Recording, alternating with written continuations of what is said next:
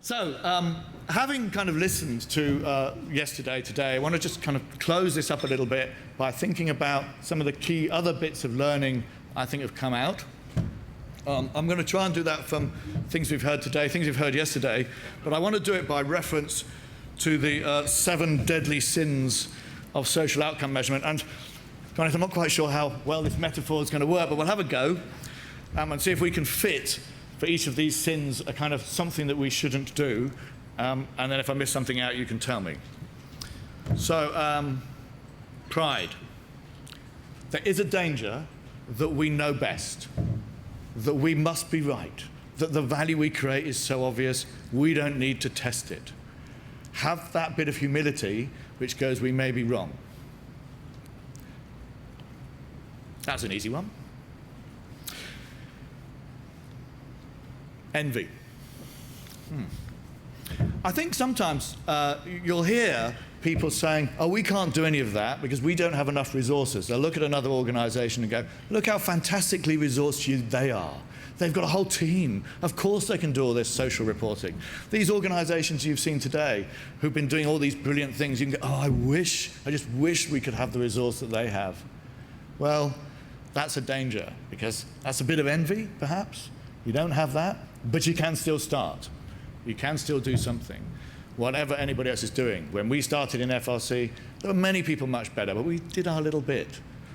So don't use the excuse of if only we were as exciting or as well-resourced as some other organization.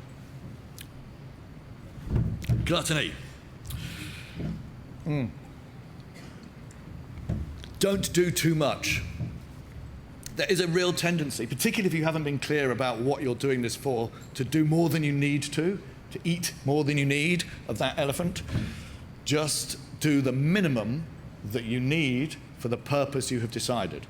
If it's for a board conversation, the amount of information you need will be very different to if you're about to go and influence a government department. So be really clear and don't eat too much. Greed. Don't think it's all you. Almost certainly, some of the changes that you have been responsible for, in part, would have happened anyway. Or other organizations are involved in the delivery of those. The more you take an approach which puts your beneficiary at the heart of your organization, the more you're likely to recognize that what they want, you only contribute a part to. It will force you to think about the system that you operate in and the other organizations that you should be working with, and not so think about how wonderful the organization is and all the amazing things that you achieve. Again, just a little bit of humility in that. Don't think it's all down to you.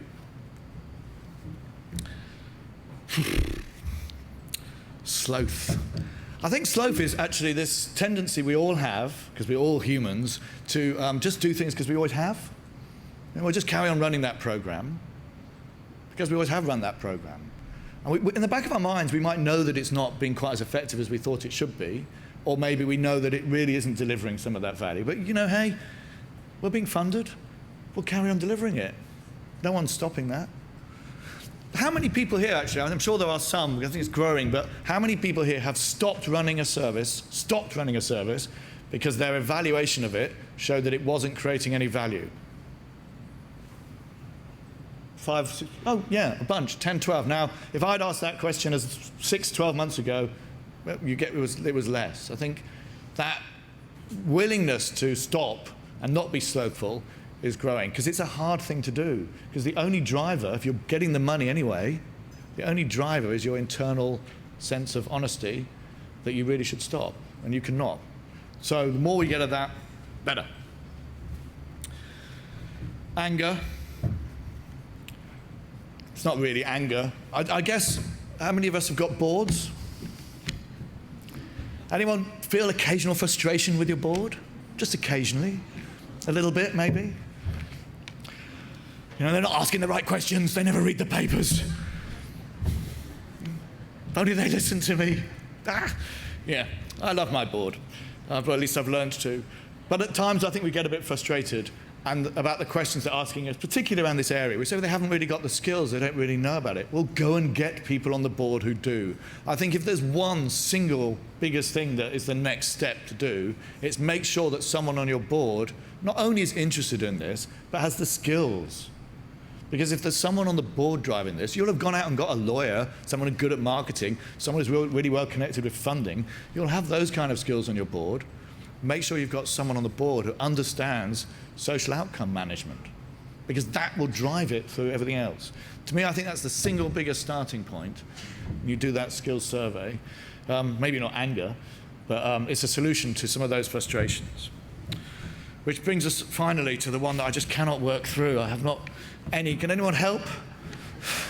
What would be the deadly sin of lust in relation to social outcome measurement? Any offers? Go on, we've got the mic down here, some offers for the... Oh, I just love all those metrics. Bring them on. Yes, measurement for measurement's sake. Any others? I want to do this the flip way round, because I think you should certainly involve everybody, but that's not a bad thing. Another one? Fall in love, not lust, with your outcomes. It's a long-term relationship. Oh. No quickies. Got to be serious. Okay, what else have we missed on any of those others? Any of those other sins? What else have we missed that we shouldn't be doing?